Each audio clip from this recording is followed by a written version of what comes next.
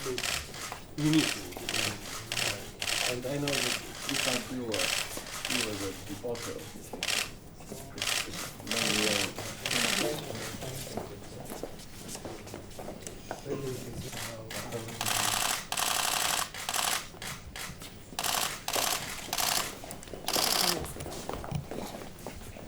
As I mentioned, well, I still remember our session with relation energy, and this was the best person to.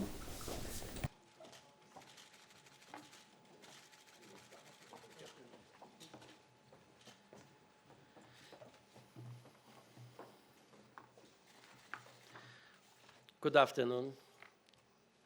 It is my pleasure, Prime Minister, my friend, to welcome you in Brussels once again.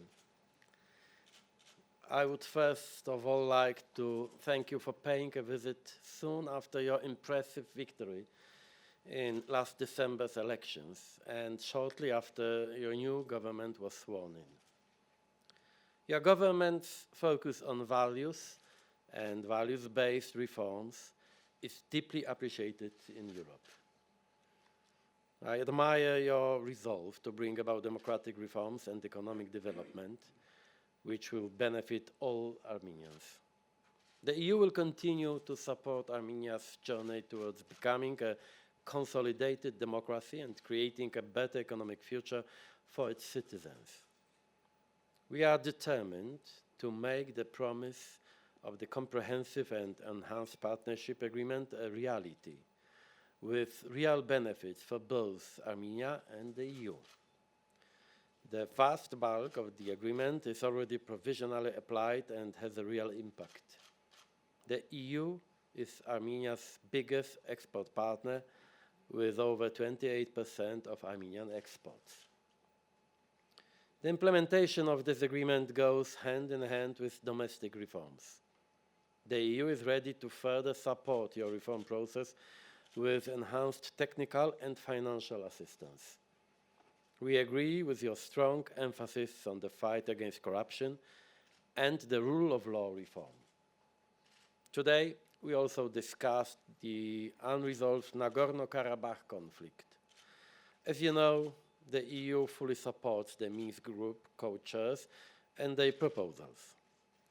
I am encouraged by the recent contacts between the leaders of Armenia and Azerbaijan and welcome the current decrease in tension.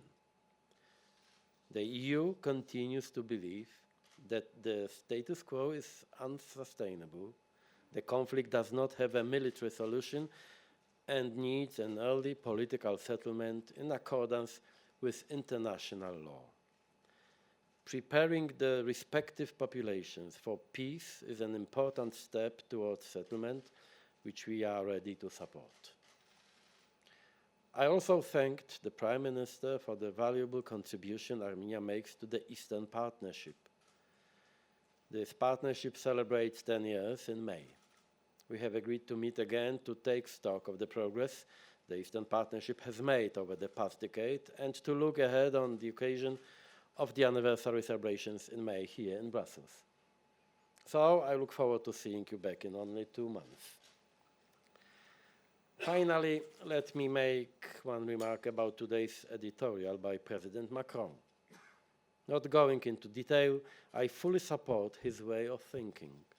Also when he says, and I quote, "There are external anti-European forces which are seeking openly or secretly to influence the democratic choices of Europeans, as was the case with Brexit and a number of election campaigns." Sorry, it's not the quote. The quote is, "Our first freedom is democratic freedom, the freedom to choose our leaders, as foreign powers seek to influence our votes at every election." And this is the end of quote. There are external anti-European forces which are seeking, openly or secretly, to influence the democratic choices of Europeans, as was the case with Brexit and a number of election campaigns across Europe. And it may again be the case with the European elections in May. This is why I am calling on all those who care about the EU to cooperate closely during and after the European elections. Do not allow political parties that are funded by external forces hostile to Europe to decide on key priorities for the EU and the new leadership of European institutions. We cannot wait for the renaissance of Europe. The renaissance of Europe must start now. Thank you. Thank you, dear President Tusk, dear representatives of mass media. This is a second meeting with President Tusk in Brussels and the first one after my reappointment as the Prime Minister of Armenia. I would like to thank you, Mr. President, for the warm welcome and result-oriented discussions. During our today's discussions, we touched upon many different issues ranging from democratic transformations in Armenia to current regional and international developments. We were glad to highlight the existing high level of the political dialogue and cooperation between Armenia and the European Union. I stressed Armenia's determination to enhance the partnership with the European Union. In the course of our discussions, we referred to the early parliamentary elections in Armenia, which were assessed by the international community as being fully in line with the best European practices. There was an unprecedented public trust towards these elections in Armenia. In this context, we also appreciate the assistance of the European Union for the successful organization of electoral processes. Those dynamic political changes that took place in our country, as well as the democratic elections that we had, brought Armenia and the European Union even closer in terms of our shared values. I am proud to declare that democracy is no longer endangered in Armenia. I highly appreciate the European Union's technical and financial support to our government's reform agenda, which among others includes the fight against corruption, promotion of human rights, and consolidation of the rule of law. New Armenia is ready to make steadfast efforts toward enhancing its cooperation with the European Union with new initiatives aimed at supporting our efforts to develop institutions and reinforcing our democratic achievements. I am glad that our European friends and partners have a similar approach and vision on our bilateral agenda. We are aiming to accomplish ambitious reforms based on the strong mandate of our citizens and compatriots, as well as with the increasing support of our international partners, including the European Union. During our discussion, we touched upon the comprehensive and enhanced partnership agreement, which is an important instrument for enhancing our bilateral relations and implementing our reform agenda. We agreed that the early ratification by all member states is essential and will allow us to fully benefit from the opportunity envisaged by this document.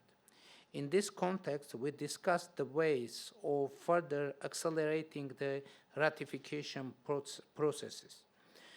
We discussed the visa liberalization process as well. The citizens of Armenia are looking forward to the opportunity of freely traveling to the European Union in the near future. We do hope that the political decision in this matter will be taken shortly, since this will produce tangible results for our citizens and give our partnership even more visibility. During our meeting with President Tusk, we also touched upon the upcoming 10th anniversary of Eastern Partnership. I reiterated our willingness to actively engage in the joint preparations for the 10th anniversary of Eastern Partnership. We also discussed the regional issues. We appreciate the EU's continuous balanced position on the Nagorno-Karabakh conflict, which supports the OSCE Minsk Group co-chairs their position and efforts for the peaceful resolution. This is a valuable contribution to the peace and security in our region. I reiterated that Armenia is fully committed to the exclusively peaceful resolution of the Nagorno-Karabakh conflict. In conclusion, I want to express confidence that our existing dialogue and the fruitful discussions that we had today will contribute to the further enhancement of our partnership and the implementation of an already ambitious agenda of bilateral relations in all the fields of common interest. I would like to once again thank you, Mr. President, for your warm welcome. Thank you very much. Thank you.